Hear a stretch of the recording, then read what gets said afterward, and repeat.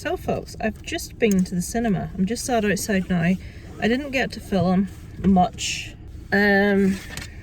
Just been to see, right, there's somebody sitting opposite me there was only 2 people in my screen, and the 2 people that were in my screen are sat right opposite me in a car with their lights on, and I'm like talking to myself.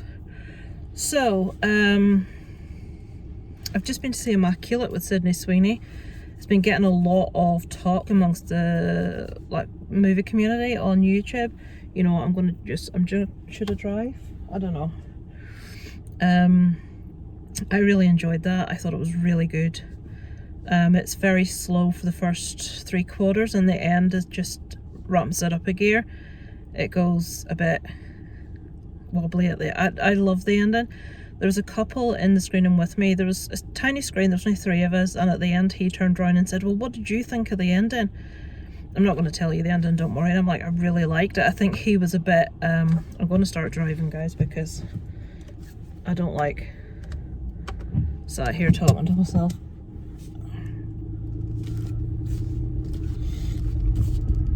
I might have to go round.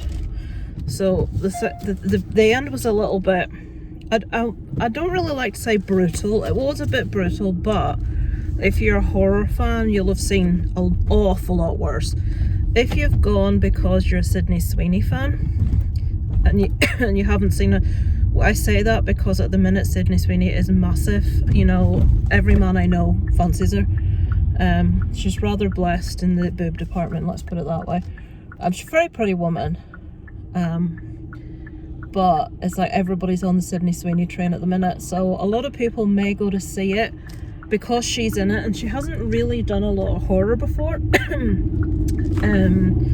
So you may get casual fans that go and see that and get a bit of a shock at the ending, but if you're a horror fan, there's nothing that will shock you in it.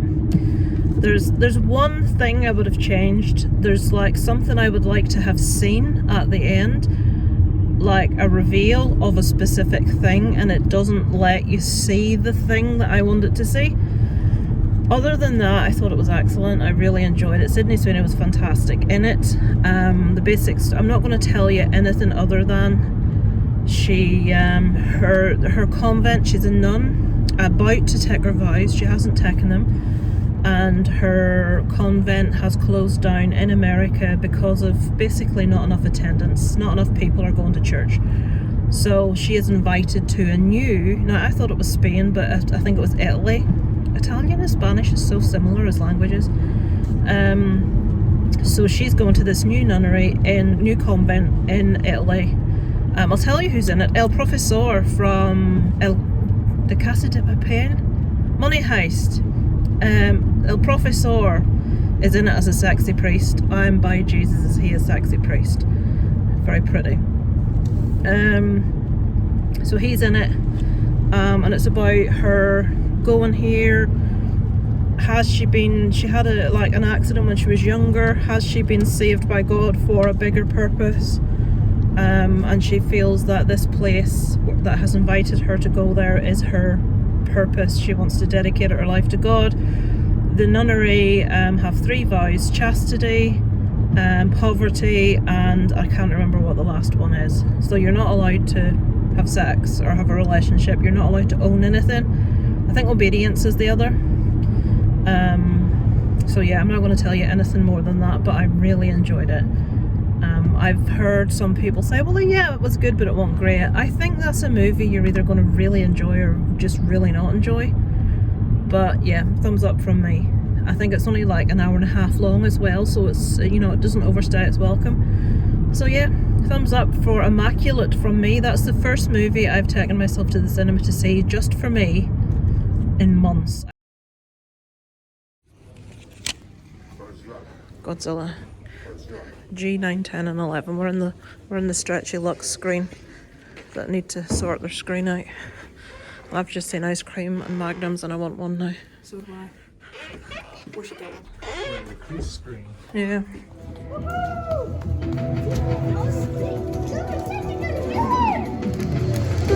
Hello, we just got out of Kong and my lipstick's off in the middle again. Honestly, I'm gonna eat something now, so there's no point in fixing it. So we've just been to see Godzilla X Kong. What's it? Something? I don't know what the next line is. Yeah, blah. There was more Frozen Empire about that than there was about bloody Ghostbusters. Yeah. Right.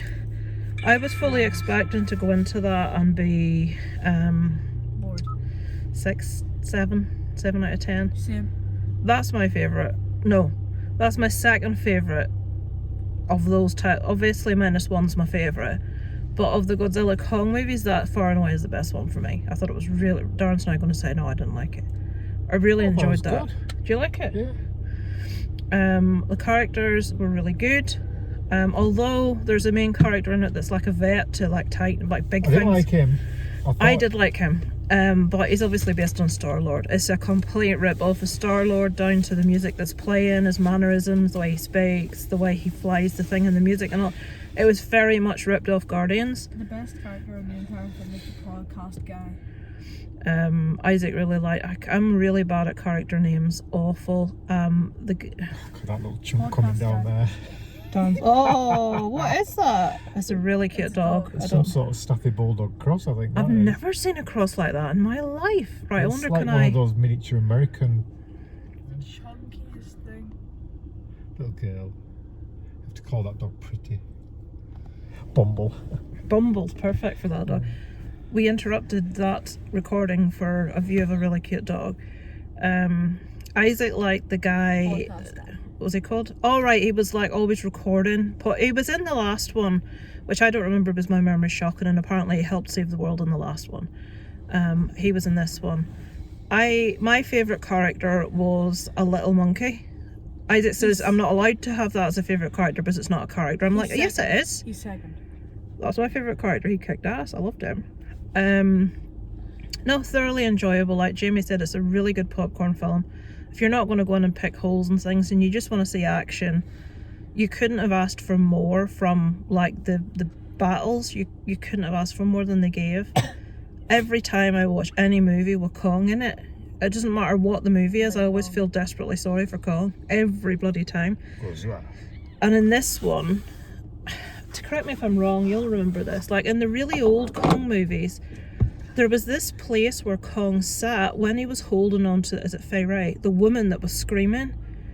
And it's like they replicated that with a cave on the little ledge. I don't think I've seen that since the old movies. Do you remember the old movies when he was sat up on the ledge? The finger. It looked very reminiscent of that, but I love Kong as a character. I always have done. I always feel really sorry for him, and I don't like to see him getting hurt and losing in battles and stuff. I don't have the same affection for Godzilla, although I think he's really cool. I don't have the same affection for Godzilla, and I would have very happily watched another half hour of that movie. There's like a section of it, it's not spoilers, where I can't, it is spoilers. There's a section of it deep in Hollow Earth where something is discovered, and I can't say any more than that. I'll tell you what, the civilian death count must be high. Oh god, yeah. I was thinking that. And anyway, this place that is discovered, there's two places that are discovered. And one of the two places that's discovered, I would love to have seen more of. I would even watch a film based in that place. And I'll tell you another thing I was thinking as I was watching it, this would make an amazing ride at Universal. Yeah. Wasn't it? There's a bit where a spaceship goes down into Hollow Earth at the start, and I'm thinking, oh my god, I would love to ride this ride with what we were saying on the screen. There's a bit near the end where the ship is flying through. All of that. Can you imagine? Where it's like bumping around. Can you imagine if they took sections of that film and started it with going down into like the warp thing? It would have been amazing. What are you laughing at? Do you not think that when you were watching it? You're already there, aren't you? A little imagination. But yeah, I really enjoyed it. Darren liked it. Isaac really enjoyed it. What do you out of 10? For the type of movie it was. Or if you want to do your Letterboxd out of 5. No. Letterboxd, I see it's difficult. If I'm rating it as an overall movie, let's go out of 10 because you've got more wiggle room. As an overall movie, I'd give it an 8 out of 10. If you're rating it just as a monster movie with monsters fighting, I would easily give it a 10 out of 10. I don't think there's anything you could have done to it that would have improved it. More monkeys. I was really happy with what we saw. I think if you had have given me that bit more that I wanted, it would bore younger viewers, and It wouldn't have been. So I like the drama in the background. I don't. That's fine. Whereas most people that go to see that don't want that sort of thing. So No. it was a perfect monster movie. I really enjoyed it. What do you- Overall, 8 out of 10. What do you rate it out of?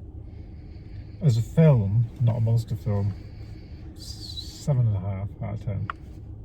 As a monster film, I'll maybe go to 8.5 out of 10.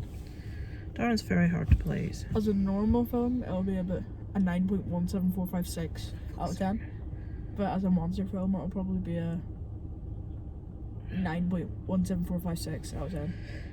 Big thumbs up from all three of us for the new Godzilla, X Kong, See you in the cinema. whatever the tagline is. See it in the cinema if you can, it's well worth it. I'm pleased to say they fixed the issue with our lock screen, which is awesome.